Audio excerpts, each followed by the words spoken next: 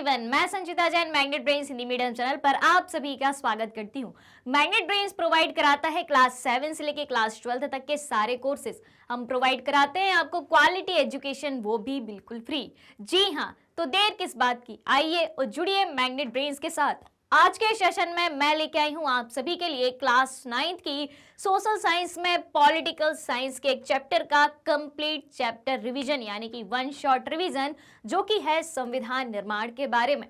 तो इस complete chapter revision को शुरू करने से पहले आप सभी इस सेशन को ज्यादा से ज्यादा लाइक कर दें और ज्यादा से ज्यादा शेयर कर दें। चलिए तो फटाफट से अब अपन शुरू करते हैं संविधान निर्माण का कंप्लीट चैप्टर रिवीजन। तो सबसे पहले इस चैप्टर के परिचय को अपन जान लेते हैं, क्या क्या बातें हमें इस चैप्टर में सीखनी है, क्या क्या महत्वपूर्ण टॉपिक्स जो है उनको कवर करना है। चलिए तो परिचय में हम सबसे पहले देखें तो दक्षिण अफ्रीका में लोकतांत्रिक संविधान के बारे में जानेंगे। भाई अपने चैप्टर का नाम क्या है, संविधान निर्माण। तो दक्षिण अफ्रीका में लोकतांत्रिक संविधान किस तरीके से था उस बारे में जानेंगे। तो दक्षिण अफ्रीका के लोकतांत्रिक संविधान के अंतर्गत सबसे पहले हम जानेंगे रंग भेद के खिलाफ संघर्ष। जी हाँ, अश्वेत और श्वेत यानी कि गोरे और काले के बीच में जो संघर्ष हुआ था उसको रंग भेद के खिलाफ संघर्ष कहा गया। उस संघर्ष के बारे में जानेंगे। उसके बाद हम जानेंगे रंग भेद की नीति के अंतर्गत अश्वेतों पर प्रतिबंध, यानी कि जब औपनिवेशिक शासन यानी कि ब्रिटिश शासन ने अफ्रीका पर कब्जा कर लिया था और अफ्रीका पर अपना शासन स्थापित कर लिया था, तो रंग भेद की नीति के अंतर्गत जो है अश्वेतों पर यानी कि अफ्रीकी निवासियों पर कुछ प्रतिबंध लगाए गए थे।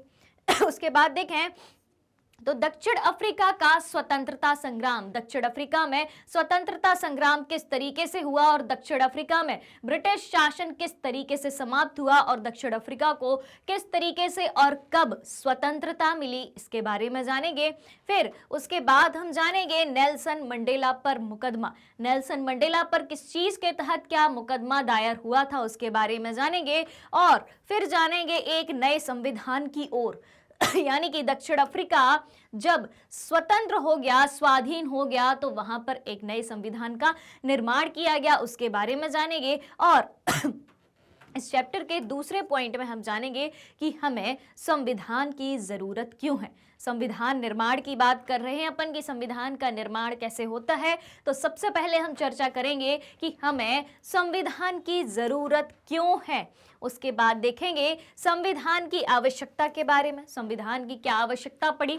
उसके बाद देखेंगे संविधान के प्रमुख कार्यों के बारे में। आगे चलते हैं। भारतीय संविधान का निर्माण। भाई भारतीय संविधान का निर्माण कैसे हुआ।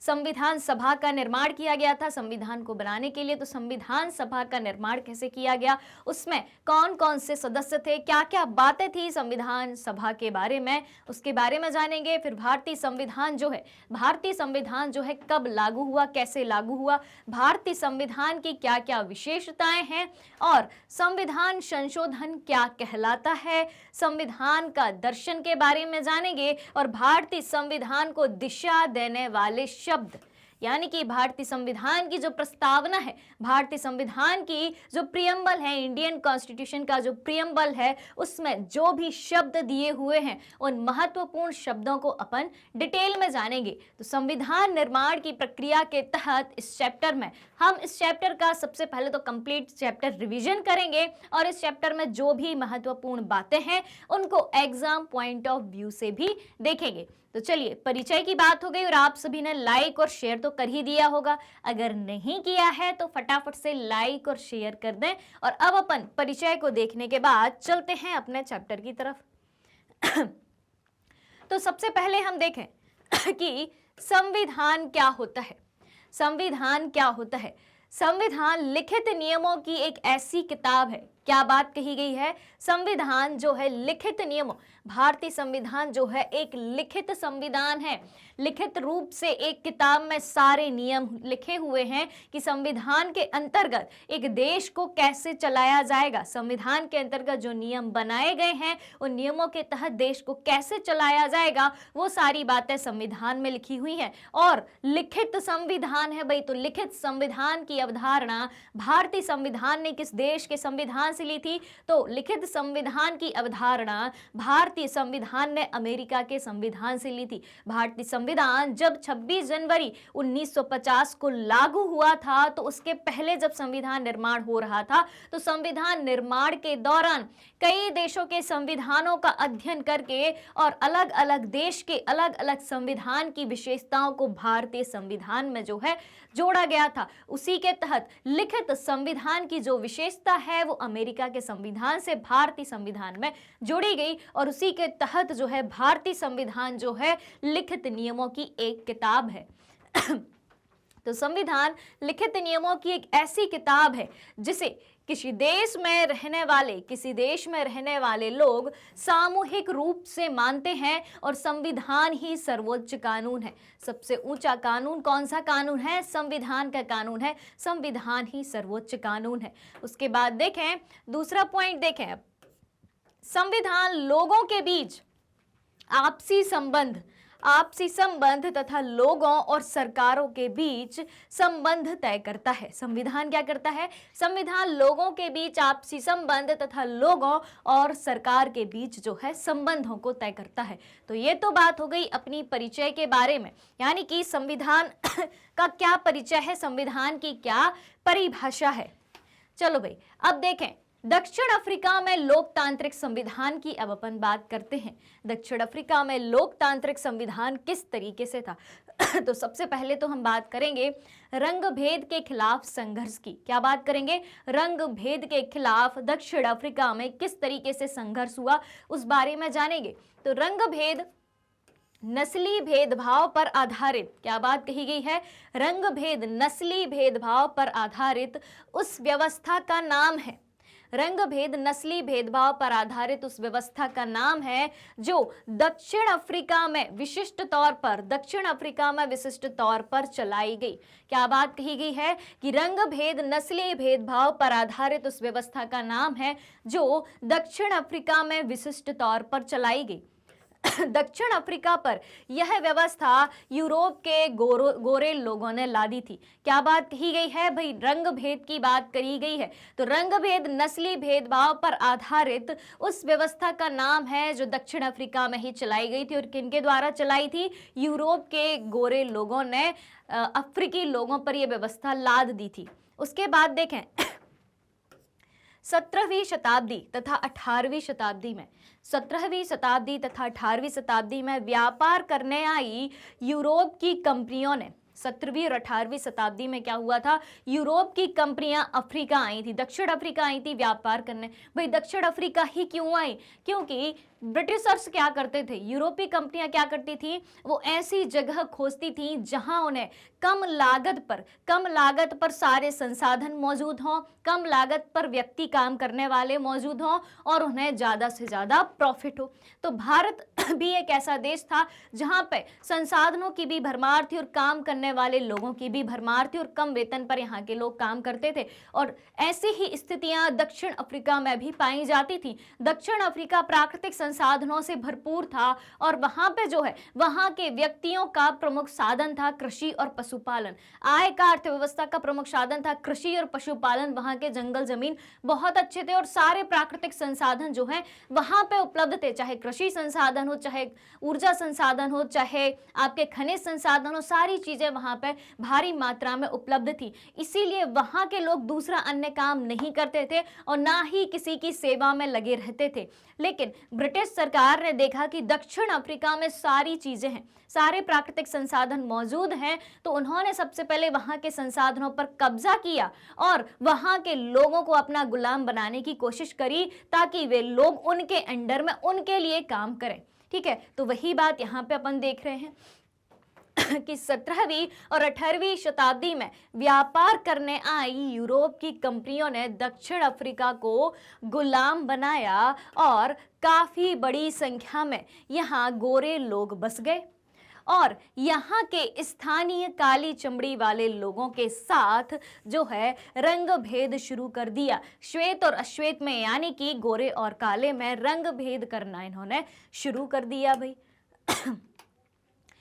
रंग भेद की नीति के अंतर्गत अश्वेतों पर प्रतिबंध लगाए गए भी। रंग भेद की नीति के अंतर्गत अश्वेतों पर कुछ प्रतिबंध भी लगाए गए, जैसे कि गोरों की बस्तियों में बसने की इजाजत नहीं थी। जहां गोरे लोग यानी कि अंग्रेज लोग दक्षिण अफ्रीका की जिन बस्तियों में रहते थे वहां पर अब अफ्रीकी मूल के लोग नहीं रह सकते थे, अफ्रीकी वहां पे निवास नहीं कर सकते थे। दूसरी बात, परमिट होने पर ही वहां काम करने जा सकते थे। अगर अफ्रीकियों के पास उन परमिट होता है, उनकी बस्तियों में अगर उन्हें जाना है और परमिट है उनके पास, तभी वो वहां जाके काम कर सकते थे, नहीं तो नहीं कर सकते थे। परमिट यानी कि एक तरीके का लाइसेंस, ठीक है। उसके बाद देखें, काले लोग गोरे लोगों के लिए आरक्षित स्थानों पर नहीं जा सकते थे। किस तरीके के प्रतिबंध लगाए गए थे कि काले लोग जो है गोरों के आरक्षित स्थानों पर नहीं जा सकते थे। जो स्थान गोरों के लिए यानी कि अंग्रेजों के लिए आरक्षित किए गए थे, रिजर्व किए गए थे, वहां गोरे लोग नहीं जा सकते थे। इसमें गोरों के गिरजा घर भी सम्मिलित थे, यानी कि अंग्रेजों के लिए जो गिरजा घर बनाए गए थे, जो चर्च बनाए गए थे, वहां भी अश्वेत यानी कि अफ्रीकी लोग नहीं जा सकते थे। उसके बाद देखें तो अश्वेतों को संगठन बनाने, अफ्रीकी लोगों को संगठन बनाने और इस भेदभावपूर्ण व्यवहार का विरोध करने का भी अधिकार ना था। जी हाँ, अश्वेत लोग जो हैं, अफ्रीकी लोग जो हैं, अपना संगठन भी नहीं बना सकते थे और जो भेदभावपूर्ण व्यवहार उनके साथ अंग्रेज शासन कर रहा था, ब्रिटिश सरकार कर रही थी, उसका वो विरोध भी नहीं कर सकते थे। तो इस तरीके से जो है रंग भेद की नीति के अंतर्गत ब्रिटिश सरकार द्वारा अफ्रीकी लोगों पर कुछ इस तरीके से प्रतिबंध लगाए गए थे। अब हम बात करेंगे दक्षिण अफ्रीका के स्वतंत्रता संग्राम की। दक्षिण अफ्रीका का स्वतंत्रता संग्राम, तो अफ्रीकी नेशनल कांग्रेस के झंडे तले, अफ्रीकी नेशनल कांग्रेस के झंडे तले दक्षिण अफ्रीकियों ने 1950 से ही, कब से, 1950 से ही गोरों के विरुद्ध आजादी की लड़ाई लड़ी। तो अफ्रीका में स्वतंत्रता संग्राम कब से चालू हुआ भाई? 1950 से चालू हुआ और अफ्रीकी नेशनल कांग्रेस के झंडे तले दक्षिण अफ्रीकियों ने 1950 से ही गोरों के विरुद्ध आजादी की लड़ाई लड़ी और आखिरकार कब? 26 अप्रैल 1994 को। किस तारीख को? 26 अप्रैल 1994 को दक्षिण अफ्रीका गणराज्य का नया झंडा लहराया और यह एक लोकतांत्रिक देश बन गया था। यानी कि अफ्रीका 1950 से स्वतंत्रता संग्राम के लिए लड़ाई लड़ने लगा था और 26 अप्रैल 1994 को अफ्रीकी गणराज्य का नया झंडा लहराया और यह एक लोकतांत्रिक देश बन गया। अब आगे देखें, यूरोपीय अल्पसंख्यक गोरों की सरकार, ठीक है, यूरोपीय जो अल्पसंख्यक थे, जो गोरे थे, तो यूरोपीय अल्पसंख्यक गोरों की सरकार स्थानीय काले लोगों पर अत्याचार करती रही, कई वर्षों तक अत्याचार किया। दक्षिण अफ्रीकी नेता भाई नेल्सन मंडेला को तो सभी जानते हैं। दक्षिण अफ्रीकी नेता नेल्सन मंडेला ने रंग भेद से चलने वाली, किससे? रंग भेद से चलने वाली शासन की व्यवस्था के विरुद्ध जो है आवाज उठाई थी। तो किसने आवाज उठाई थी? नेल्सन मंडेला ने सबसे पहले रंग भेद से चलने वाली शासन की व्यवस्था के विरुद्ध जो है आवाज उठाई थी, यानी कि ब्रिटिश सरकार के विरुद्ध नेल्सन मंडेला ने सबसे पहले जो है दक्षिण अफ्रीका में आवाज उठाई थी। अफ्रीकी नेशनल कांग्रेस के झंडे तले, अफ्रीकी नेशनल कांग्रेस के झंडे तले, यानी कि अफ्रीकी नेशनल कांग्रेस जो कि अफ्रीका की एक नेशनल पार्टी हुआ करती थी, तो अफ्रीकी नेशनल कांग्रेस के झंडे तले गोरों के विरुद्ध मजदूर संगठन और कम्युनिस्ट पार्टी भी शामिल थी। कौन कौन? मजदूर संगठन और कम्युनिस्ट पार्टी भी शामिल थी। 1994 में चुनाव की घोषणा करी गई। कहां पे? दक्षिण अफ्रीका में, और जिसमें लोकप्रिय अफ्रीकी नेता कौन? नेल्सन मंडेला, जिन्होंने रंग भेद की नीति के खिलाफ आवाज उठाई थी, उनकी जीत हुई और उन्हें स्वतंत्र दक्षिण अफ्रीका का 1994 में पहला राष्ट्रपति बनाया गया। तो स्वतंत्र दक्षिण अफ्रीका का पहला राष्ट्रपति कौन था? वो थे नेल्सन मंडेला। क्लियर हो गई इतनी बात? चलो भाई अब हम आगे बढ़ते हैं। नेल्सन मंडेला पर मुकदमा। अब बात करते हैं हम नेल्सन मंडेला पर मुकदमे की। तो नेल्सन मंडेला पर देशद्रोह के कारण नेल्सन मंडेला पर देशद्रोह के आधार पर जो है मुकदमा चलाया गया। नेल्सन मंडेला को 7 अन्य नेताओं सहित 1964 में देश में रंग भेद से चलने वाली शासन व्यवस्था का विरोध करने के लिए आजीवन कारावास की सजा दी गई थी। कब दी गई थी? जब दक्षिण अफ्रीका जो है स्वतंत्र नहीं हुआ था, तब नेल्सन मंडेला को 7 अन्य नेताओं के साथ में 1964 में देश में रंग भेद से चलने वाली शासन व्यवस्था का विरोध करने के लिए जो है आजीवन कारावास की सजा ब्रिटिश सरकार के द्वारा सुनाई गई थी और वह 28 वर्षों तक दक्षिण अफ्रीका की सबसे भयावह जेल, दक्षिण अफ्रीका की सबसे खतरनाक जेल रोबेन द्वीप की जेल में रहे थे। कितने वर्षों तक? 28 वर्षों तक रहे थे। ठीक है, उसके बाद हम देखें भाई नेल्सन मंडेला ने एक आत्मकथा भी लिखी है। तो नेल्सन मंडेला द्वारा लिखित उस आत्मकथा का नाम क्या है? The long walk to freedom. The long walk to freedom, क्योंकि शुरू कब से कर दिया था? 1950 से। ठीक है, और स्वतंत्रता कब मिलती है भाई? 1994 में। और उसी बीच में 1964 में जो है ब्रिटिश सरकार द्वारा देशद्रोह के आरोप में इन्हें आजीवन कारावास के लिए सबसे भयावह जेल रोबेन द्वीप की जेल में इन्हें भेज दिया गया था। लेकिन इन्होंने हार नहीं मानी और रंग भेद की नीति के खिलाफ संघर्ष करते रहे और 1994 में जो है 26 अप्रैल 1994 में जो है दक्षिण अफ्रीका एक स्वतंत्र राष्ट्र के रूप में घोषित कर दिया गया। तो नेल्सन मंडेला द्वारा लिखित आत्मकथा का नाम क्या है? The long walk to freedom. ठीक है, चलो भाई एक नए संविधान की ओर अब हम बात करते हैं। एक नए संविधान की ओर, अभी अफ्रीका की बात हो रही है अभी तो अफ्रीका के संविधान की ही बात होगी। देश आजाद हो चुका है, कौन सा? दक्षिण अफ्रीका। कब? 26 अप्रैल 1994 को। तो अफ्रीका का संविधान इतिहास और भविष्य दोनों की बातें करता है। अफ्रीका का संविधान जो है इतिहास की भी बातें करता है और आने वाले भविष्य की भी बात करता है। एक तरफ तो यह एक पवित्र समझौता है, एक तरफ तो यह एक पवित्र समझौता है कि दक्षिण अफ्रीकी के रूप में हम एक दूसरे से यह वादा करते हैं कि हम अपने रंगभेदी क्रूर और दमनकारी इतिहास को फिर से दोहराने की अनुमति नहीं देंगे। भाई दक्षिण अफ्रीकी के लोगों ने क्या प्रतिज्ञा करी? ये प्रतिज्ञा करी कि एक तरफ यह एक पवित्र समझौता है, एक समझौता किया कि दक्षिण अफ्रीकी के रूप में हम सब देश के वासी एक दूसरे से वादा करते हैं कि हम अपने रंगभेदी और क्रूर दमनकारी इतिहास को फिर से हम दोहराने नहीं देंगे, यानी कि ब्रिटिश शासन को अपने ऊपर फिर से हावी नहीं होने देंगे। यह अपने देश को इसके सभी लोगों द्वारा वास्तविक अर्थों में साझा करने का घोषणा पत्र भी है। बिल्कुल है।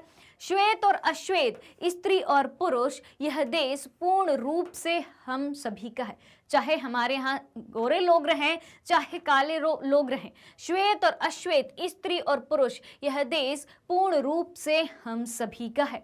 फिर अपन देखें तो बात आती है कि 2 वर्षों की चर्चा और बहस के बाद 1994 तक, कब? 1994 तक, जिस देश की दुनिया भर में लोकतांत्रिक तौर तरीकों के लिए निंदा की जाती थी 1994 तक, आज उसे लोकतंत्र के मॉडल के रूप में जो है देखा जाता है। 2 वर्षों की चर्चा और बहस के बाद 1994 तक जिस देश की दुनिया भर में लोकतांत्रिक तौर तरीकों के लिए निंदा की जाती थी, आज उसे लोकतंत्र के मॉडल के रूप में जो है देखा जाता है।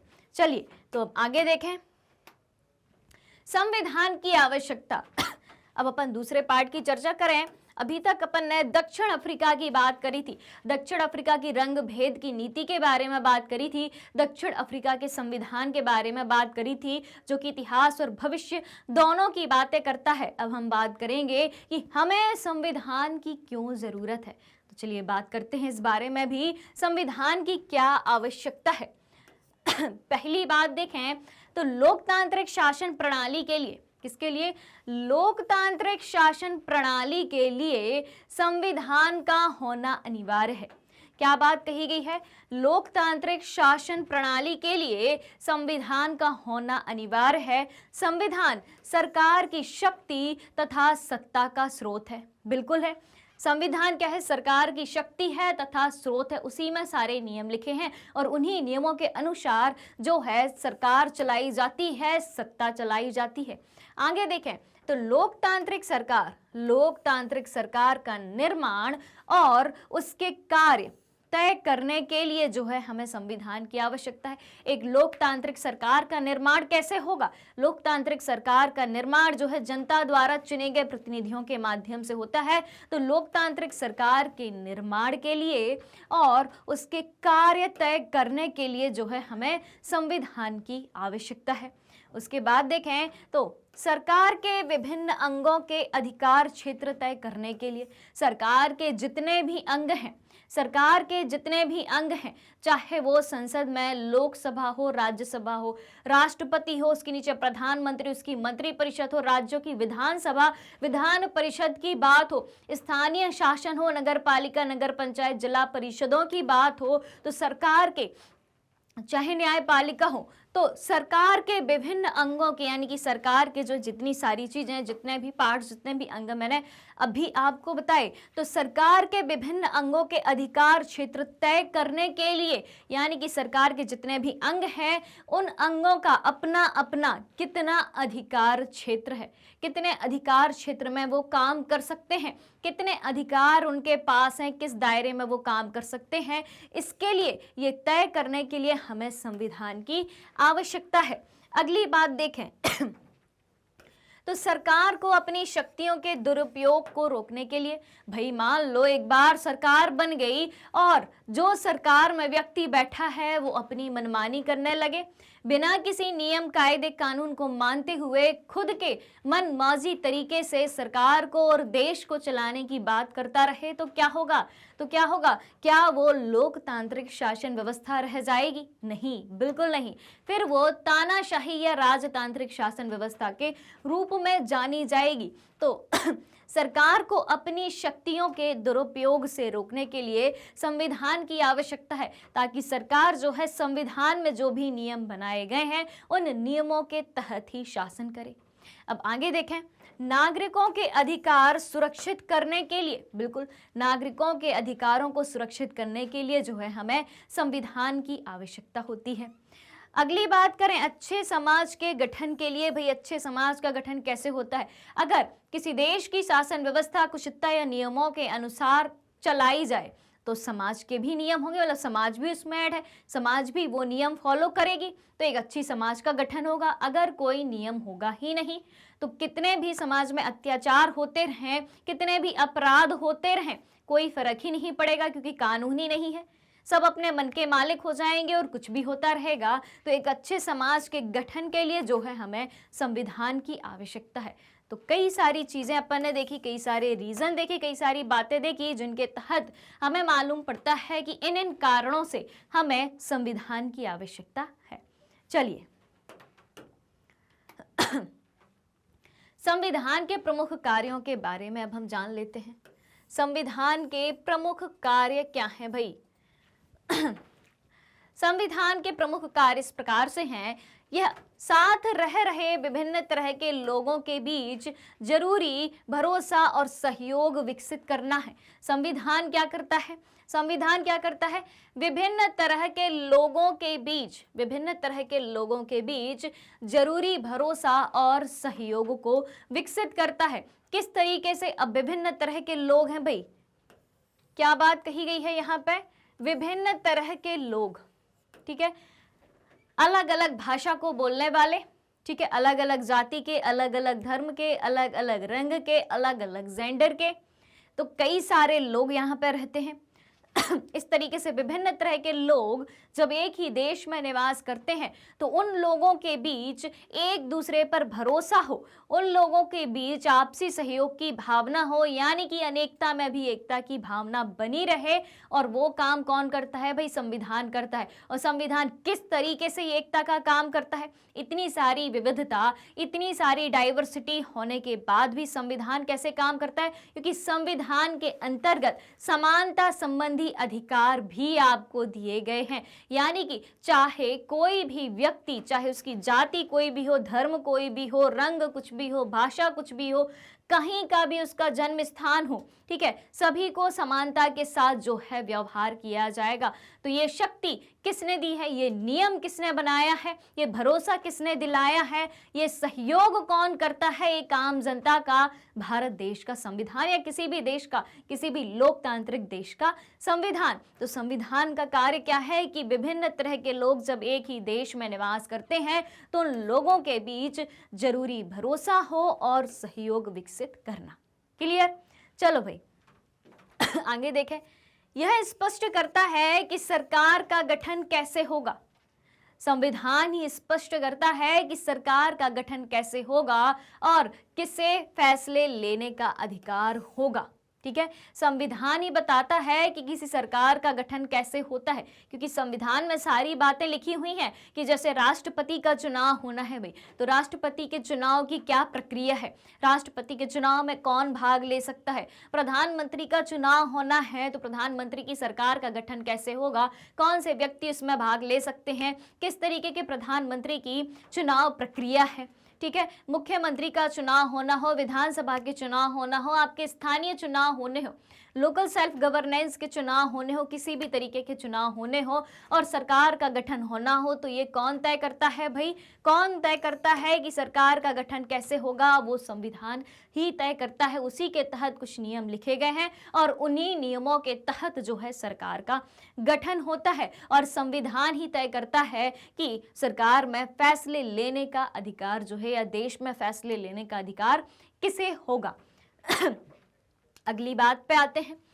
यह सरकार के अधिकारों की सीमा तय करता है। कौन? संविधान। संविधान जो है सरकार के अधिकारों की सीमा तय करता है कि सरकार के पास कितने अधिकार हैं, कहाँ तक अधिकार हैं और कहाँ तक अधिकार नहीं हैं, और हमें बताता है कि नागरिकों के क्या अधिकार हैं, सरकार के अधिकारों की क्या सीमा है और एक नागरिक को कितने अधिकार प्राप्त हैं। ये बातें हमें किससे पता चलती हैं? संविधान से ही पता चलती हैं।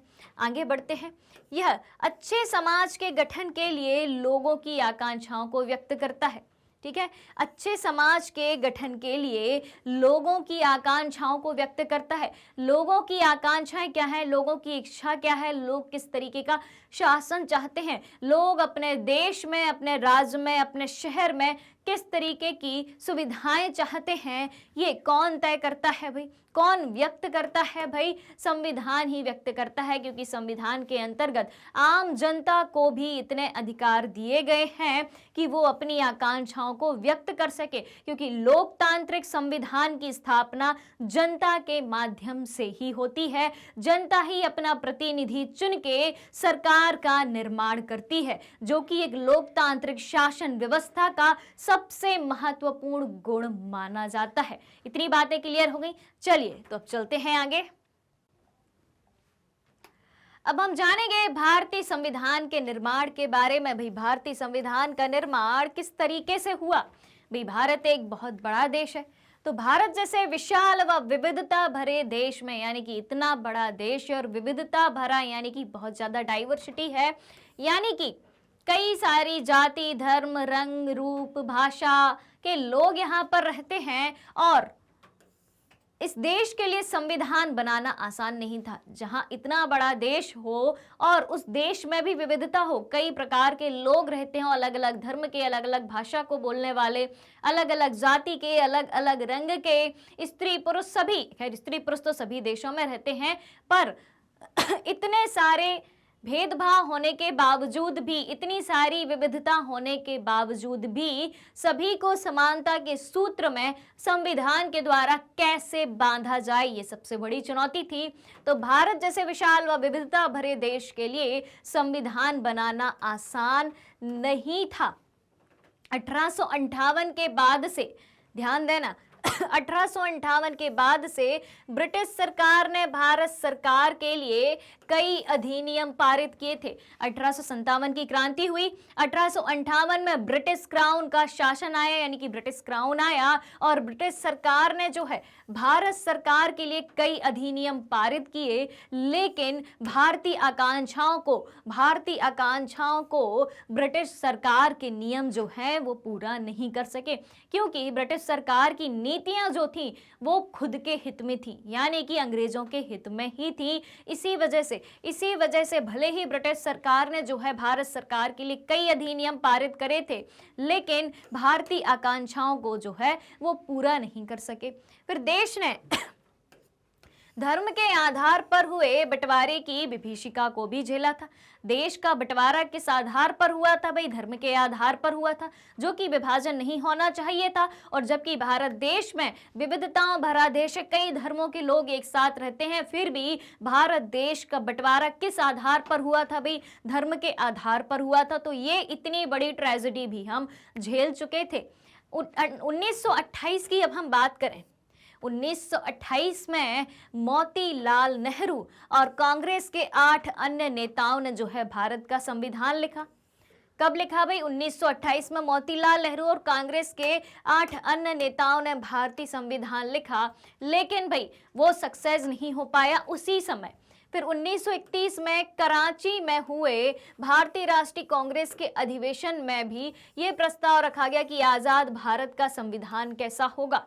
ठीक है। फिर 1931 में जब कराची में भारतीय राष्ट्रीय कांग्रेस का अधिवेशन हुआ, भारतीय राष्ट्रीय कांग्रेस जिसकी स्थापना 1885 में हुई थी, और वो प्रत्येक वर्ष अलग अलग जगह अपना अधिवेशन जो है करते थे। तो 1931 में कराची में भारतीय राष्ट्रीय कांग्रेस का अधिवेशन हुआ। तो क्या बात हुई भाई? एक सेकेंड।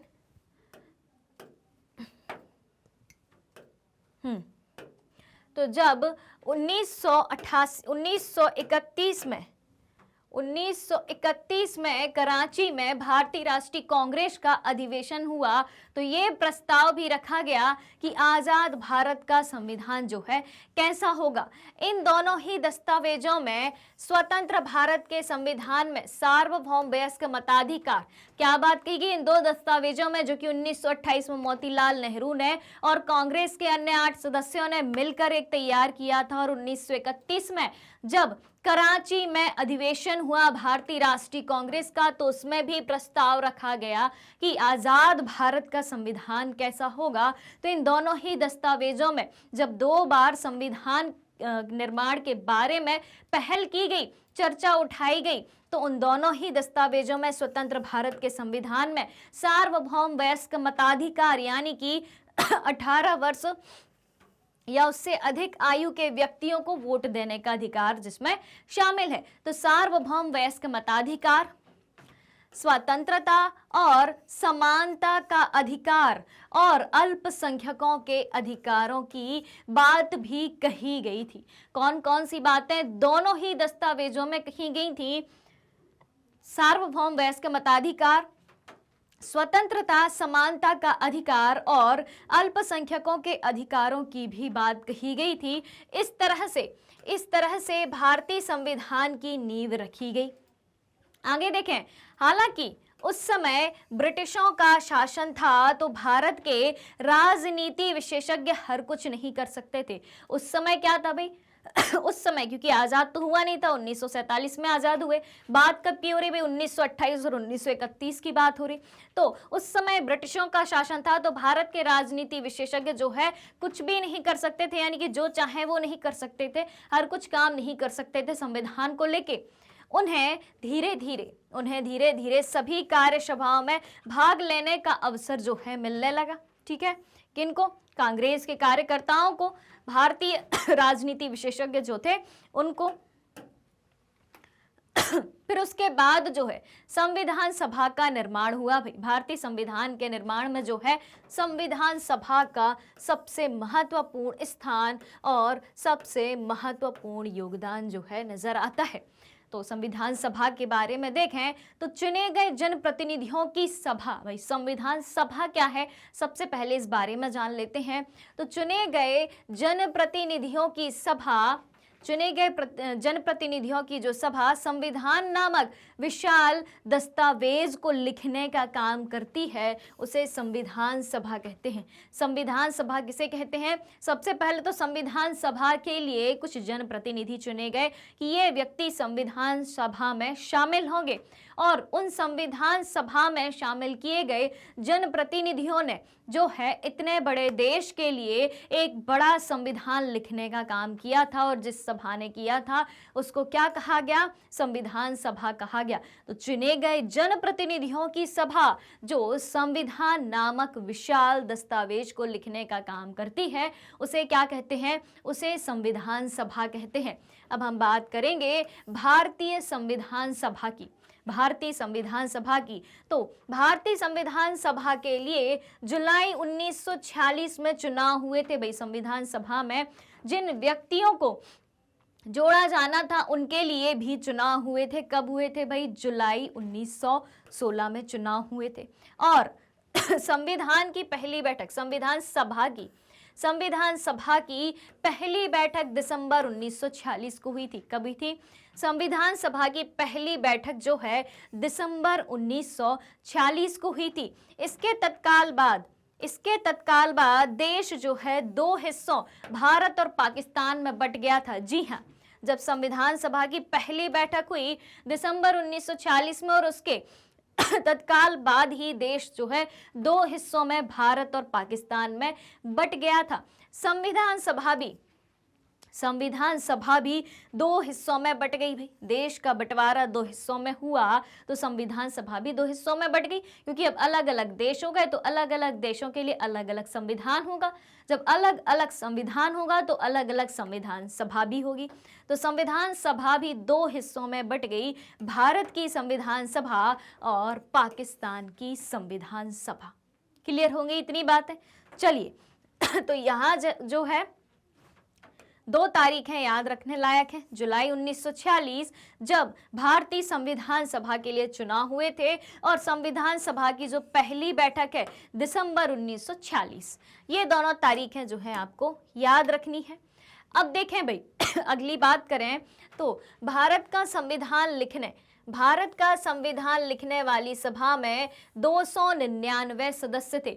जब भारत का संविधान लिखा जा रहा था तो उस सभा में 299 सदस्य थे, जिन्होंने कब भाई? बहुत ही महत्वपूर्ण तारीख है, 26 नवंबर 1949 में अपना कार्य पूरा कर लिया था। और 26 नवंबर 1949 को संविधान सभा ने अपना कार्य पूरा किया और संविधान को स्वीकार किया, एक्सेप्ट किया, अंगीकृत किया। इसीलिए प्रत्येक वर्ष जो है 26 नवंबर को संविधान दिवस मनाया जाता है। कौन सा दिवस मनाया जाता है? संविधान दिवस मनाया जाता है प्रत्येक वर्ष 26 नवंबर को। और संविधान दिवस मनाने की शुरुआत कब से हुई थी? संविधान दिवस मनाने की शुरुआत हुई थी 2015 से। 2015 से जो है शुरुआत हुई थी। अब भी आप बोलेंगे कि संविधान का निर्माण जो है 1949 में हो गया और संविधान दिवस मनाने की शुरुआत भाई 2015 से होती है। ऐसा क्यों? ऐसा इसलिए क्योंकि सन 2015 में डॉक्टर भीमराव अंबेडकर, जो कि संविधान सभा की प्रारूप समिति के ड्राफ्टिंग कमेटी के अध्यक्ष हुआ करते थे, तो 2015 में डॉक्टर भीमराव अंबेडकर की 125वीं जयंती थी। कौन सी? 125वीं जयंती। किसकी? डॉक्टर भीमराव अंबेडकर की। डॉक्टर भीमराव अंबेडकर की।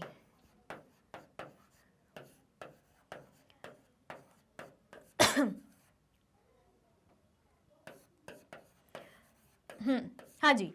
तो 2015 में 125वीं जयंती थी डॉक्टर भीमराव अंबेडकर की। तभी से 2015 से 26 नवंबर को, कितने नवंबर को भाई, 26 नवंबर को जो है संविधान दिवस मनाया जाता है। ठीक है, और संविधान सभा ने कब अपना संविधान पूरा कर लिया था? 26 नवंबर 1949 को जो है पूरा कर लिया था, और भारतीय संविधान सभा द्वारा संविधान को स्वीकार कर लिया गया था। अब आगे देखें भाई। प्रारूप कमेटी के अध्यक्ष डॉक्टर भीमराव अंबेडकर ने चर्चा के लिए एक प्रारूप संविधान बनाया था। ठीक है, उसके बाद देखें, प्रत्येक धारा पर 2000 से ज्यादा संशोधनों पर चर्चा हुई थी। हर एक धारा पर, जितनी भी संविधान में धाराएं जोड़ी गई, प्रत्येक धारा पर 2000 से ज्यादा संशोधनों पर चर्चा हुई थी। और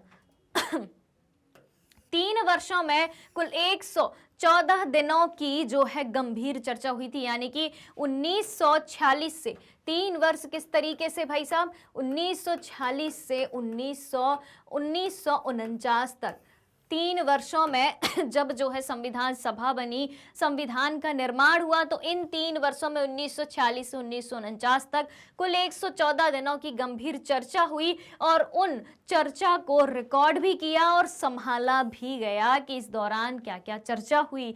और इन्हें कॉन्स्टिट्यूट असेंबली डिबेट्स नाम से 12 मोटे खंडों में भी प्रकाशित किया गया। किसको? जो कि 114 दिनों में संविधान पर जो गंभीर चर्चा हुई थी उसको जो है रिकॉर्ड किया गया और संभाला भी गया, और इसे क्या नाम दिया गया? कॉन्स्टिट्यूटेंट असेंबली डिबेट्स कहा गया, और उसे 12 मोटे खंडों में पब्लिश भी किया गया, यानी कि प्रकाशित भी किया गया। इन्हीं बहसों से हर प्रावधान के पीछे की सोच और तर्क को समझा जा सकता है।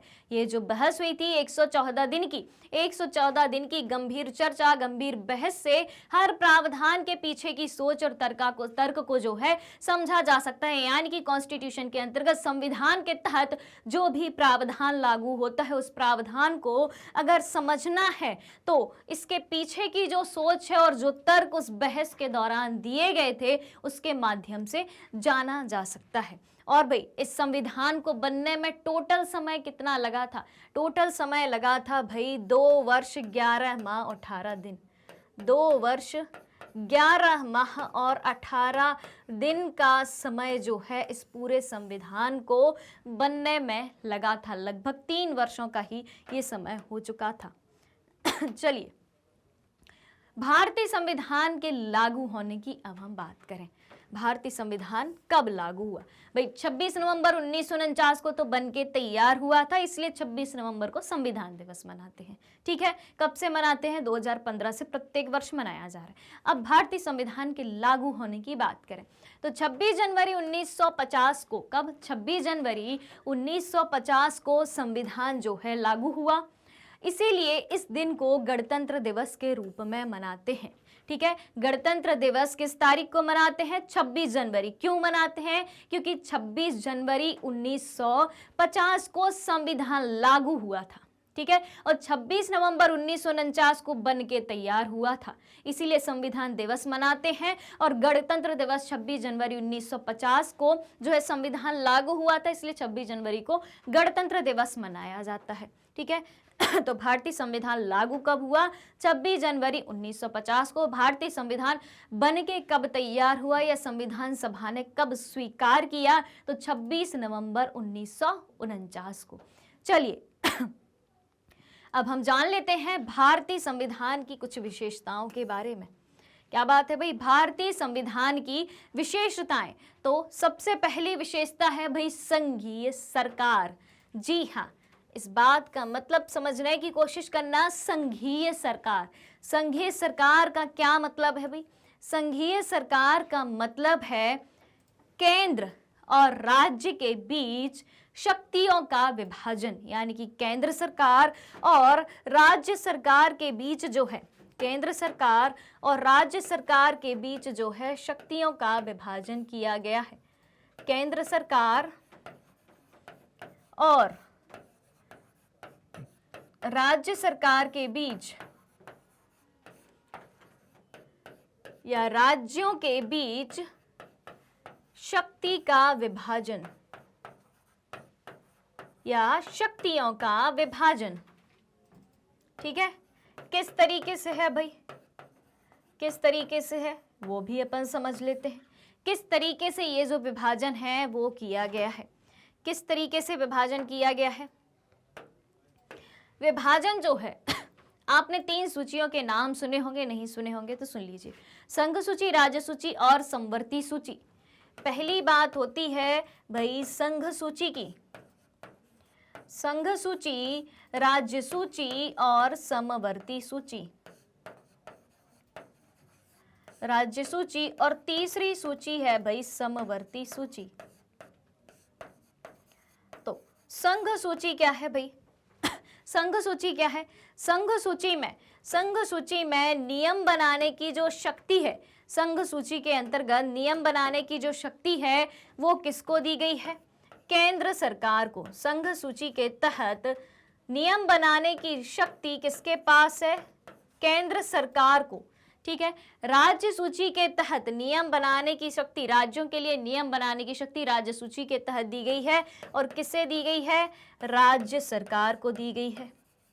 अब तीसरी बात करें कि भाई अब संघ सूची में तो केंद्र सरकार नियम बनाएगी, राज्य सूची के विषयों पर राज्य सरकार नियम बनाएगी, लेकिन समवर्ती सूची क्या है? समवर्ती सूची वो है, उसमें वो विषय दिए गए हैं जिन पर केंद्र सरकार और राज्य सरकार, केंद्र सरकार और राज्य सरकार दोनों जो है कानून बना सकती हैं, नियम बना सकती हैं। तो इस तरीके से जो है संघीय सरकार जो है भारतीय संविधान की एक प्रमुख विशेषता है, जिसके तहत केंद्र और राज्यों के मध्य शक्तियों का बंटवारा किया गया है। अगली बात करें हम संसदात्मक सरकार की। जी हाँ, संसदात्मक सरकार यानी कि भारत में जो है संविधान के तहत, भारतीय संविधान के तहत जो है संसदात्मक सरकार होती है। भारत की एक संसद होगी जिसके 2 सदन और 3 अंग हैं। भाई 2 सदन कौन कौन से हैं? 2 सदन कौन कौन से हैं?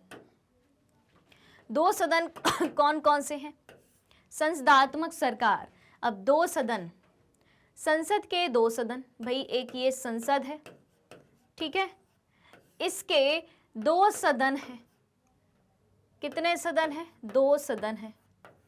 कौन कौन से हैं भाई? लोकसभा और राज्यसभा। ठीक है, राज्यसभा और लोकसभा। चलो भाई, राज्यसभा जो है उच्च सदन है और वहीं लोकसभा जो है वो निम्न सदन है। क्लियर इतनी बात? चलो भाई, और 3 अंगों की मैंने बात करी, संसद के 2 सदन की मैंने आपसे बात करी और संसद के 3 अंगों की मैं बात करूंगी। तो 3 अंग कौन कौन से हैं?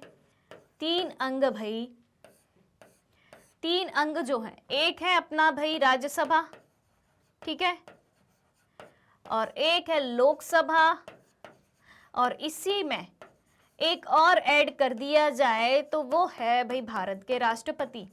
तो इन 3 अंगों से मिलकर, इन 3 अंगों से मिलकर जो है संसदात्मक सरकार जो है चलाई जाती है। तो संसद के 3 अंग कौन कौन से? राज्यसभा, लोकसभा और राष्ट्रपति। संसद के 2 सदन, राज्यसभा और लोकसभा, राज्यसभा को उच्च सदन और लोकसभा को निम्न सदन के माध्यम से चलाया जाता है। तो 2 विशेषताएं अपन ने सीख ली, एक संघीय सरकार और दूसरी संसदात्मक सरकार। ठीक है, चलो भाई अब आगे देखें। तीसरी बात कही गई है प्रभुत्व संपन्न लोकतांत्रिक राज्य की। संपूर्ण प्रभुत्व संपन्न लोकतांत्रिक राज्य की बात करी गई है। तो तीसरी विशेषता हो गई संपूर्ण प्रभुत्व संपन्न लोकतांत्रिक राज्य की, यानी कि भारत संपूर्ण प्रभुत्व संपन्न है, बाहरी किसी शक्ति का हम पर अधिकार नहीं है, भारतीय संविधान का ही हम पर अधिकार है।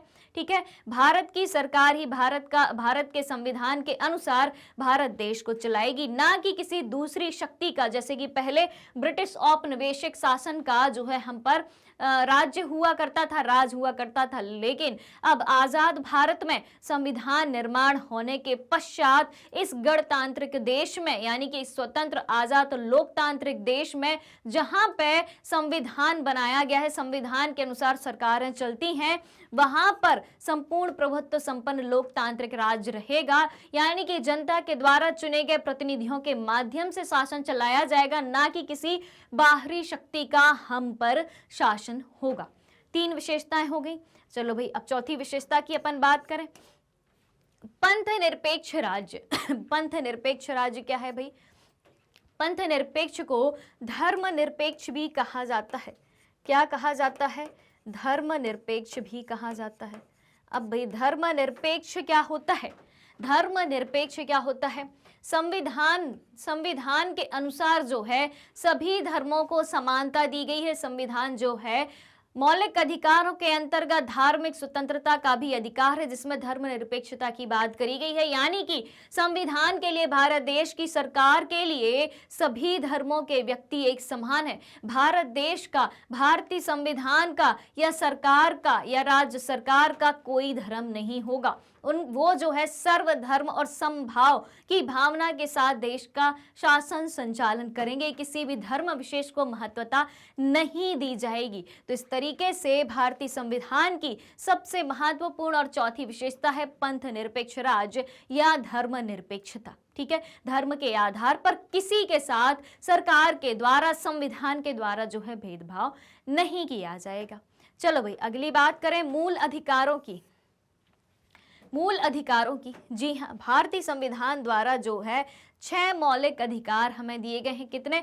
6 मौलिक अधिकार हमें दिए गए हैं। स्वतंत्रता का अधिकार, समानता का अधिकार, धार्मिक स्वतंत्रता का अधिकार, शोषण के विरुद्ध अधिकार, संस्कृति और शिक्षा का अधिकार और संवैधानिक उपचारों का अधिकार। कौन कौन से मौलिक अधिकार दिए गए हैं भाई हमें? एक बार अपन इसको भी डिटेल में लिख लेते हैं। तो 6 मौलिक अधिकारों की जो है बात करी गई है। 6 मौलिक अधिकारों की बात करी गई है। स्वतंत्रता, समानता,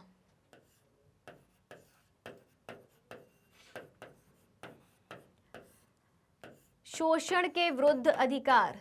तीसरा अधिकार जो है वो है शोषण के विरुद्ध अधिकार। शोषण के विरुद्ध अधिकार। चौथा अधिकार है धार्मिक स्वतंत्रता का अधिकार। धार्मिक स्वतंत्रता का अधिकार।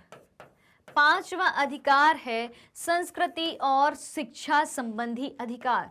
कौन सा अधिकार है भाई? संस्कृति एवं शिक्षा संबंधी अधिकार।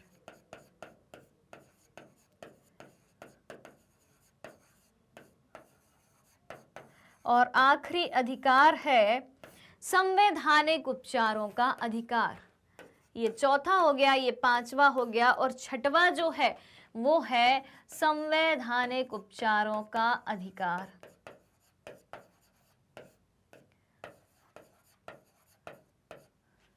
संवैधानिक उपचारों का अधिकार। तो इस तरीके से जो है भारतीय संविधान के द्वारा हमें 6 मौलिक अधिकार दिए गए हैं। ठीक है, अब हम बात करें अगली 5 विशेषताएं अपन ने देख ली। ठीक है, अब हम बात करें छठवीं विशेषता की, तो स्वतंत्र और निष्पक्ष न्यायपालिका। स्वतंत्र और निष्पक्ष न्यायपालिका की बात यहाँ पे करी गई है। तो स्वतंत्र और निष्पक्ष न्यायपालिका क्या है? यानी कि सभी को न्यायपालिका के द्वारा स्वतंत्र रूप से और निष्पक्ष न्याय प्रदान किया जाएगा। किसी को भी न्याय देने में किसी भी तरीके का गलत रूप से भेदभाव नहीं किया जाएगा। जो कि न्यायपालिका जो है भारत देश में जो है न्यायपालिका हमें कुछ इस तरीके से देखने को मिलती है। सबसे ऊपर जो है सर्वोच्च न्यायालय है। ठीक है, सर्वोच्च न्यायालय है। सर्वोच्च न्यायालय के नीचे जो है हर राज्यों के उच्च न्यायालय है यानी कि हाई कोर्ट है। ठीक है, और उसके बाद इसके नीचे हम बात करें तो जिला स्तर पर भी न्यायालय है। ठीक है, और जिला स्तर न्यायालय और हर जिला न्यायालय के नीचे अन्य अधीनस्थ न्यायालय भी है। ठीक है, अधीनस्थ न्यायालय भी है।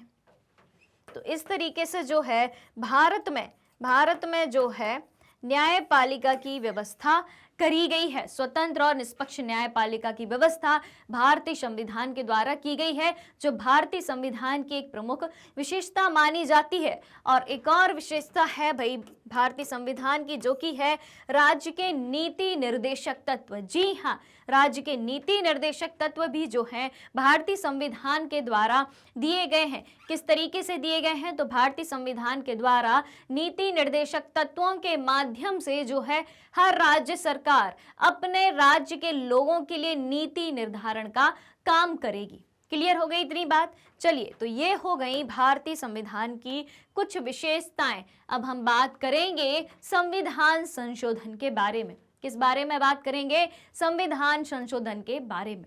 चलिए तो देश के सर्वोच्च विधायी संस्था द्वारा उस देश के संविधान में किए जाने वाले बदलाव को क्या कहते हैं भाई? क्या कहते हैं? संविधान संशोधन कहते हैं। देश का सर्वोच्च विधायी संस्था, देश की सर्वोच्च विधायी संस्था कौन है भाई? देश की सर्वोच्च विधायी संस्था है भारत देश की संसद। संशोधन किसके द्वारा होता है भाई? संसद के द्वारा ही तो होता है। ठीक है, तो देश के सर्वोच्च विधायी संस्था द्वारा उस देश के संविधान में किए जाने वाले बदलाव को क्या कहते हैं? संविधान संशोधन के नाम से जाना जाता है। अब हम देखें संविधान के दर्शन के बारे में हम बात करें। ठीक है, संविधान के दर्शन के बारे में बात करें। चलो भाई तो संविधान की शुरुआत जो है बुनियादी मूल्यों की एक छोटी सी उद्देशिका के साथ होती है। बिल्कुल होती है। उद्देशिका से यहाँ पर क्या मतलब है? उद्देशिका से यहाँ पे मतलब है प्रस्तावना संविधान की। ठीक है, तो संविधान की शुरुआत बुनियादी मूल्यों की एक छोटी सी उद्देशिका यानी कि प्रस्तावना, जैसे प्रियम्बल कहा जाता है, उसके साथ होती है। इसे संविधान की प्रस्तावना या उद्देशिका कहते हैं, जिससे पूरे संविधान का निर्माण हुआ है। ठीक है, अब अगली बात करें। जिन मूल्यों ने स्वतंत्रता संग्राम की प्रेरणा दी और उसे दिशा निर्देश दिए तथा जो इस क्रम में जांच परख लिए गए हैं, वे ही भारतीय लोकतंत्र के आधार बने और भारतीय संविधान की प्रस्तावना में इन्हें शामिल किया गया। जिन मूल्यों ने भारतीय स्वतंत्रता संग्राम की प्रेरणा दी, भारत को आजाद दिलाने की प्रेरणा दी, उन्हीं मूल्यों को, उन्हीं शब्दों को, उन्हीं बातों को भारतीय संविधान की उद्देशिका यानी कि प्रस्तावना में शामिल किया गया है। चलिए, तो अब चलते हैं आगे देखें।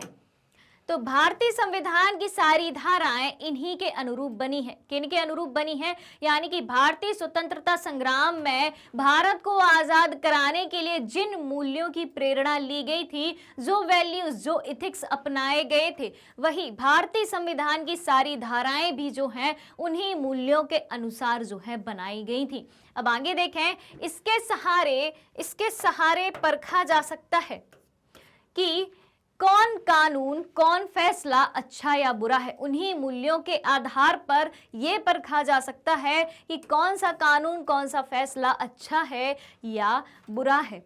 इसमें भारतीय संविधान की आत्मा बसती है। किसमें बसती है भाई? भारतीय संविधान की प्रस्तावना में, उद्देशिका में, प्रियम्बल में, और जिन मूल्यों के आधार पर वो प्रस्तावना बनाई गई, वो प्रस्तावना तैयार करी गई, उसी प्रस्तावना में, उसी उद्देशिका में, यानी कि इंडियन कॉन्स्टिट्यूशन के प्रियम्बल में भारतीय संविधान की, इंडियन कॉन्स्टिट्यूशन की आत्मा बसती है।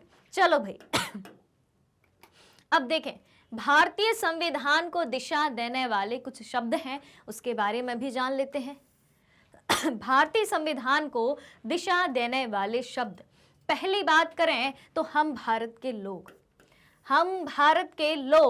भारत को कहां से शुरू होता है, कहां से शुरू होती है भारतीय संविधान की प्रस्तावना? यहाँ पे आप देख रहे होंगे, हम भारत के लोग भारत को एक संपूर्ण प्रभुत्व संपन्न, एक बार अपन एक काम करते हैं, इस पूरे प्रियम्बल को अपन रीड कर लेते हैं कि कौन कौन सी बातें कही गई हैं, कौन कौन से शब्द इसमें समाहित हैं, कौन कौन से मूल्य इसमें समाहित हैं।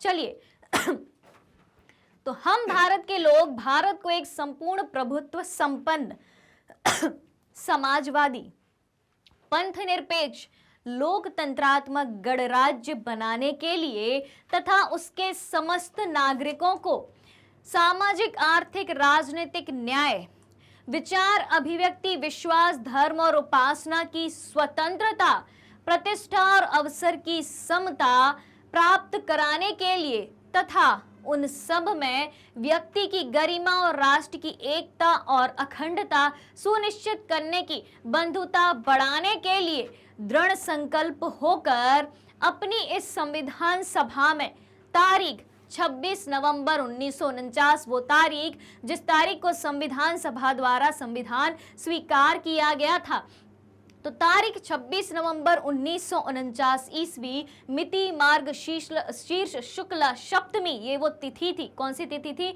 मिति मार्ग शीर्ष शुक्ला सप्तमी, संवत 2006 विक्रमी को एतद द्वारा इस संविधान को अंगीकृत, अधिनियमित एवं आत्मार्पित करते हैं। तो ये हो गई हमारे संविधान की आत्मा, यानी कि भारतीय संविधान की प्रस्तावना, उद्देशिका या जिसे प्रियम्बल कहा जाता है। चलिए, तो इस प्रियम्बल में, इस प्रस्तावना में, इस उद्देशिका में जो जो मूल्य जो है समाहित करे गए हैं, जिन शब्दों की बातें करी गई हैं, उन शब्दों को, उन मूल्यों को अब अपन डिटेल में समझ लेते हैं। तो हम भारत के लोग भारत को, भारत के संविधान का, अब भाई हम भारत के लोग, इसका क्या मतलब है भाई? भारत के संविधान का निर्माण और अधिनियमन भारत के लोगों ने अपने प्रतिनिधियों के माध्यम से किया है, ठीक है, ना कि इसे किसी राजा या बाहरी आदमियों ने उसे दिया है। भाई भारतीय संविधान सभा द्वारा संविधान का निर्माण किया गया। भारतीय संविधान सभा में कौन से व्यक्ति बैठे थे? भारतीय संविधान सभा में जो व्यक्ति बैठे थे वो भी चुने गए थे, यानी कि भारत के लोगों ने अपने प्रतिनिधियों के माध्यम से भारत के संविधान का निर्माण और अधिनियमन किया है, ना कि इसे किसी राजा या बाहरी आदमी ने उन्हें दिया है, यानी कि हमने किसी बाहरी ताकत से संविधान को ग्रहण नहीं किया है, ठीक है। अब दूसरी बात करेंगे हम गणराज्य की। गणराज्य शब्द का क्या मतलब है, जो कि संविधान की प्रस्तावना में हमें देखने को मिलता है। गणराज्य, गणराज्य क्या होता है? शासन का प्रमुख लोगों द्वारा चुना हुआ व्यक्ति होगा, ना कि किसी वंश या राज खानदान का। गणराज्य का क्या मतलब है? गणराज्य का ये मतलब है कि शासन का प्रमुख जो है, सरकार चलाने वाला जो मुखिया है, वो लोगों के द्वारा चुना जाएगा, जैसा कि भारत के संविधान में होता है। भारत देश की सरकार कैसे बनती है? भारत की जनता के द्वारा चुने गए प्रतिनिधियों के माध्यम से, ना कि वो मुखिया, ना कि वो शासन का प्रमुख किसी वंश या राज खानदान का होगा, जिस तरीके से अन्य देशों में होता है, ठीक है। अब देखें भाई, तीसरे शब्द की बात करें तो वो शब्द है लोकतंत्रात्मक। लोकतंत्रात्मक का क्या मतलब है? तो सरकार का ऐसा स्वरूप, क्या बात कही गई है? सरकार का ऐसा स्वरूप जिसमें लोगों को समान राजनीतिक अधिकार प्राप्त होते हैं, ठीक है। सरकार का ऐसा स्वरूप जिसमें लोगों को समान राजनीतिक अधिकार प्राप्त रहते हैं, लोग अपने शासन का चुनाव करते हैं और उसे जवाबदेह बनाते हैं। बिल्कुल, सरकार का ऐसा स्वरूप जिसमें लोगों को समान राजनीतिक अधिकार प्राप्त होते हैं और लोग अपने शासन का चुनाव करते हैं और उन्हें अपने प्रति जवाबदेह भी बनाते हैं। यह सरकार कुछ बुनियादी नियमों के अनुसार चलती है, जिसे लोकतंत्रात्मक शासन कहा जाता है, ठीक है। तो तीन चीजें अपन ने सीख ली। अब हम जानेंगे समाजवादी शब्द का मतलब। समाजवादी शब्द का मतलब अब हम जानेंगे। तो समाजवादी का मतलब क्या होता है? समाज में संपदा, समाज में संपदा सामूहिक रूप से पैदा होती है, बिल्कुल होती है, और समाज में उसका बंटवारा जो है समानता के साथ होना चाहिए। जब समाज में संपदा जो है सामूहिक रूप से पैदा होती है, तो समाज में उसका बंटवारा जो है समानता के साथ ही होना चाहिए। सरकार जमीन और उद्योग धंधों की हकदारी से जुड़े कायदे कानून इस तरह बनाए कि सामाजिक आर्थिक असमानताएं कम हो। भाई क्या बात कही गई है कि सरकार जो है जमीन और उद्योग धंधों की हकदारी से जुड़े कायदे कानून इस तरीके से बनाए कि सामाजिक आर्थिक असमानताएं जो हैं वो कम हो। ठीक है, यानी कि समाज में संपदा सामूहिक रूप से पैदा होती है तो सभी में, यानी कि समाज में उसका बंटवारा भी वो समानता के साथ यानी कि बराबरी के साथ होना चाहिए, उसे ही समाजवादी व्यवस्था कहा गया है। अगली बात करें प्रभुत्व संपन्न या संपूर्ण प्रभुत्व संपन्न की बात करें। ठीक है, तो लोगों को अपने से जुड़े हर मामले में, ठीक है, व्यक्तियों को या भारत के लोगों को अपने से जुड़े हर मामले में फैसला करने का सर्वोच्च अधिकार है। बिल्कुल है, कोई भी बाहरी शक्ति भारत की सरकार को आदेश नहीं दे सकती। भारत सरकार जो है पूर्ण रूप से स्वतंत्र है, किसी दूसरी बाहरी शक्ति या बाहरी शासन के अधीन नहीं है भारत देश। तो भारत देश के लोगों को खुद से जुड़े मामले में फैसला करने का सर्वोच्च अधिकार है। ये बात हो गई संपूर्ण प्रभुत्व संपन्न की। अगली बात हम करेंगे न्याय की। ठीक है, तो न्याय क्या है? नागरिकों के साथ उसकी जाति नागरिकों के साथ उसकी जाति, धर्म और लिंग के आधार पर, यानी कि स्त्री या पुरुष, यानी कि जेंडर के आधार पर जो है भेदभाव नहीं किया जाएगा। सभी को, चाहे वो व्यक्ति किसी भी जाति का हो, किसी भी धर्म का हो, किसी भी जेंडर का हो, महिला हो या पुरुष हो, या कोई भी भाषा को बोलने वाला हो, किसी भी भाषा का वो प्रयोग करता हो, सभी के साथ न्याय का व्यवहार किया जाएगा, सभी के लिए समान न्याय उपलब्ध कराया जाएगा। तो ये हो गए अपने कुछ महत्वपूर्ण शब्द। और अगला शब्द है स्वतंत्रता। स्वतंत्रता, नागरिक कैसे सोचें, भारत के नागरिक किस तरीके से सोचें, किस तरीके से अपने विचारों को अभिव्यक्त करें, किस तरीके से भारतीय नागरिक जो है अपने विचारों को व्यक्त करें और अपने विचारों पर किस तरह अमल करें, अपने विचारों पर किस तरह अमल करें, किस तरीके से अपने विचारों को इम्प्लीमेंट करें या क्रियान्वित करें, इस पर कोई अनुचित पाबंदी नहीं है। यानी कि आपको स्वतंत्रता दी गई है, आपको विचारों की स्वतंत्रता जो है दी गई है। अगली बात करें बंधुता की। बंधुता की अब हम बात करें तो हम सभी को, जितने भी अपन सब भारत देश के निवासी हैं, हम सभी जो है ऐसा आचरण करें जैसे कि हम एक परिवार के सदस्य हों। भारत देश के निवासी हो, आप एक देश के निवासी हो, तो सभी व्यक्ति जो है, सभी देशवासी जो है एक दूसरे के प्रति परिवार जैसी भावना रखें। हम ऐसा आचरण करें कि जैसे हम एक ही परिवार के सदस्य हों और कोई भी नागरिक किसी दूसरे नागरिक को अपने से कमतर ना माने, कोई भी नागरिक खुद को किसी दूसरे नागरिक से कम ना आके। अगली बात करें समता की।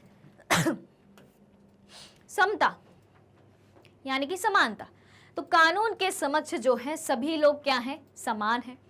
पहले से चली आ रही सामाजिक असमानताओं को जो है समाप्त होना होगा और सरकार जो है हर नागरिक को समान अवसर उपलब्ध कराने की व्यवस्था करेगी। यानी कि ओवरऑल कहा जाए समता यानी कि समानता, कानून के समक्ष जो है हर व्यक्ति समान है। क्लियर हो गई इतनी बात? तो काफी सारी चीजें जो है प्रस्तावना में जो हमें दी गई, जो महत्वपूर्ण शब्द हैं, जिन शब्दों से, जिन मूल्यों से मिलकर भारत की संविधान की प्रस्तावना को तैयार किया गया, जिसे भारतीय संविधान की आत्मा के नाम से जाना जाता है, उससे संबंधित काफी सारे मूल्यों को हमने डिटेल में जाना। ठीक है, और आज का जो ये सेशन है वो यहीं पर खत्म होता है, जो कि था अपना संविधान निर्माण का, जिसमें हमने दक्षिण अफ्रीका से लेके भारत देश के संविधान तक की यात्रा करी। दक्षिण अफ्रीका के लोकतांत्रिक शासन की अपन ने बात करी, दक्षिण अफ्रीका के लिए लोकतांत्रिक सरकार बनाने के संघर्ष की बात करी, दक्षिण अफ्रीका के आजाद होने की बात करी और दक्षिण अफ्रीका से लेके भारत तक के संविधान निर्माण की हमने बात करी, जिसमें भारतीय संविधान के कुछ बहुमूल्य मूल्यों के बारे में भी हमने जानकारी प्राप्त करी। उम्मीद है इस चैप्टर से संबंधित संपूर्ण जानकारी आपको समझ में आ गई होगी। और अगर ये चैप्टर आप पूरा डिटेल में पढ़ना चाहते हैं तो इस चैप्टर की जितनी भी बातें हैं। ये चैप्टर जो है 2 से 3 पार्ट में पढ़ाया गया है। उसके बाद इसके एनसीईआरटी सॉल्यूशंस, एमसीक्यू, एमआईक्यू सब चीज़ें जो है हम लोगों ने आपको पढ़ाई हैं। तो वो सारी चीज़ें आपको इस वीडियो के नीचे जो डिस्क्रिप्शन बॉक्स है उसमें दी गई हैं। वहाँ जाके उस लिंक पे क्लिक करके आप सारी चीज़ें बहुत अच्छे से पढ़ सकते हैं। और ये सारी चीज़ें आपको कहाँ मिलने वाली हैं, ये सारी वीडियोज़ आपको मैग्नेट ब्रेन्स के यूट्यूब चैनल पर, वेबसाइट पर और एप्लीकेशन पर अवेलेबल हैं। अगर आप ई बुक्स और ई नोट्स भी चाहते हैं तो डिस्क्रिप्शन बॉक्स में नीचे लिंक दी हुई है, वहाँ से आप ई बुक्स और ई नोट्स दोनों अवेल कर सकते हैं। इसके अलावा हम आपके लिए कुछ टॉप कोर्सेज भी प्रोवाइड कराते हैं, जो कि है CBSE English medium, CBSE Hindi medium, 3 state board को भी हम कवर करते हुए चलते हैं, यूपी बोर्ड, बिहार बोर्ड और एमपी बोर्ड। इसके अलावा कुछ और कोर्सेज भी हमारे पास उपलब्ध हैं, जैसे कि स्पोकन इंग्लिश, सीवीटी, एनटीएससी और ओलंपियाड। ये सारे कोर्सेज एक ही प्लेटफॉर्म पर हाई क्वालिटी एजुकेशन के साथ एकदम फ्री में अवेलेबल है। जी हाँ, और मैग्नेट ब्रेन्स जो है यूट्यूब के अलावा अदर सोशल मीडिया प्लेटफॉर्म जैसे कि फेसबुक, इंस्टा, ट्विटर और टेलीग्राम पर भी उपलब्ध है, तो वहां जाके भी आप हमें फॉलो कर सकते हैं। आज के इस सेशन को आप सभी को ज़्यादा से ज़्यादा लाइक करना है, ज़्यादा से ज़्यादा शेयर करना है और चैनल से जुड़ी सारी अपडेट को जानने के लिए चैनल को सब्सक्राइब भी करना है। हमारे साथ बने रहिए, जुड़े रहिए, पढ़ते रहिए, खुश रहिए। Thank you so much.